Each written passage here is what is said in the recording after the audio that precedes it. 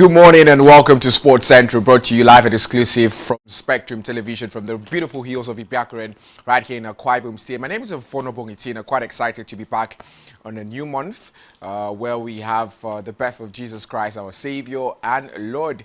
Quite exciting times here. You can smell the Christmas air already. Christmas bells ringing left, right and center. Also, we still have sporting activities scattered across all sporting centers. Talking about basketball, tennis done and dusted for the year, but we're still having reports from the world of tennis as well as football, where we had the Premier League return yesterday.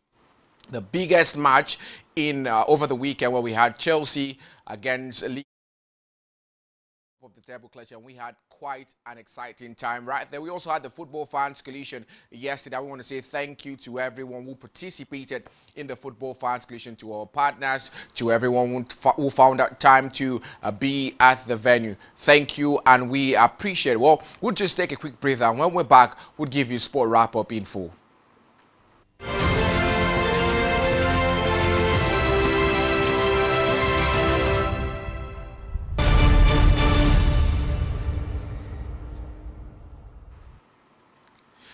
Now we'll go straight to basketball, when Nigeria's the Tigers secured their first victory at the FIBA Men's Basketball World Cup African qualifiers yesterday night, defeating Rwanda 75-69 in overtime after a tense Group C encounter in Tunisia. The Rwandan Raps pushed Nigerians to the limit, forcing overtime with a late fourth quarter surge that tied the game 61-all at regulation.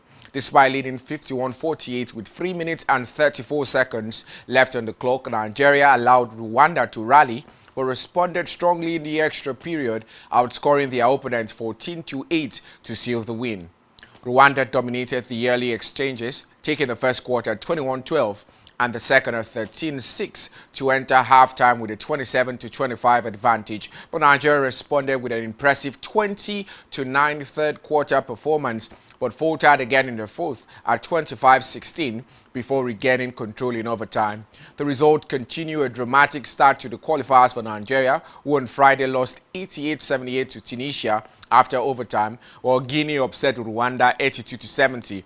On Saturday, they also lost again to Guinea, and the Rwandans lost to Tunisia.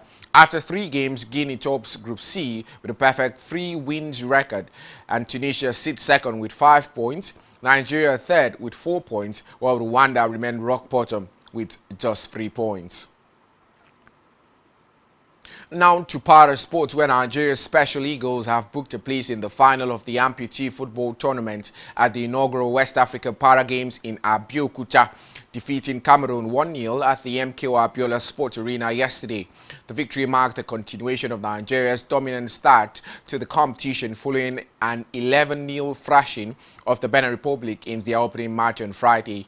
In that contest, Ahmed Usman scored 4 times, Michael Joel netted hat-trick, Ahiza Daniel added 3 goals after coming on, and Ibrahim Ndako contributed a single strike as the host overpowered their opponent in the 50-minute fixture. Against Cameroon, the Special Eagles controlled the game from the outset, creating several chances before Usman capitalized on the defensive lapse to fire Nigeria into the lead. The team maintained pressure throughout, denying Cameroon any meaningful opportunities and demonstrating the tactical cohesion and attacking threat that have defined their campaign. The win ensures that Nigeria will contest either the third-place playoff or the final, with their last group match scheduled against Liberia on Monday. Now to other sports, specifically the aquatic sports, where the Nigeria Aquatics Federation has commended the National Sports Commission for its decision to construct Olympic standard swimming pools for the next free host of the National Sport Festival.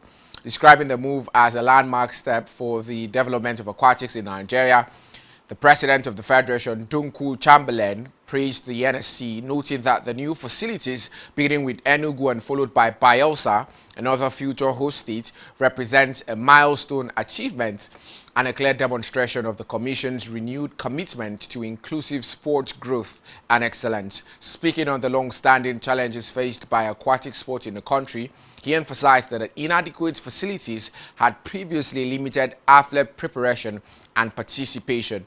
He added that the NSC NSC's approval would enhance training environment, raise competition standards, and encourage wider involvement in swimming and related discipline. The Federation reaffirmed its readiness to work closely with the National Sports Commission and host states to ensure the pools meet international standards and contribute meaningfully to national sports excellence. Now to Formula One, where Lando Norris, Max Verstappen and Oscar Piastri will contest a final race championship in Abu Dhabi after Red Bull's Verstappen won a gripping Qatar Grand Prix. Verstappen benefited from a strategy call from McLaren that flew in the face of decisions made by every other team during an early race safety car. It was a costly decision that sacrificed track position to Verstappen in the final stages and in hindsight threw away the race win for Piastri. Dutchman Verstappen won to take his 7th win of the season, equaling Norris and Piastri, while the Australian was second and the Briton fourth behind the Williams of Carlos Sainz. Norris won himself an extra 2 points by passing Kimi Antonelli's Mercedes on the penultimate lap. The Englishman has been left with a 12-point lead over Verstappen, who moved ahead of Piastri by 4 points heading into Abu Dhabi on the 5th to 7th of this month. To win the title, Norris must finish at least third at Yas Marina if Verstappen wins the race next Sunday.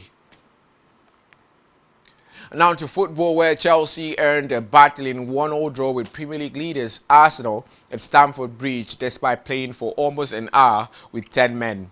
Moises Caicedo was sent off after 36 minutes for a terrible studs-up challenge on Mikel Merino, and at that point Chelsea might have folded just as previously this season when going a player down before halftime. But this time they stood up manfully, bettering Arsenal's will to win with an unshakable desire not to be beaten and all but ejected from the title race. Trevor Chalobah headed the 10 men into the lead shortly after halftime, and though Merino leveled for Arsenal before the half-hour mark, Chelsea's boss Enzo Maresca could take away plenty of encouragement from the way his team refused to lie down before the leaders. Also right here in the Nigerian scene, we had football matches in the Nigerian National League where we had Akwa United and Godswill Akpabio Football Club all having different fortunes in their successive NNL games, where Akwa United lost away from home to Ekiti United to slump to third in the Nigerian National League standings, while Godswill Akpabio Football Club hammered their opponent by 4 goals to 0, talking about Calabar Rovers, to move to second on the log. This placed both sides in good contention for promotion back to the Nigeria Premier Football League. Well, these are all we have for you on Sports Central this morning. We'll be back tomorrow for another exciting edition. Stick around.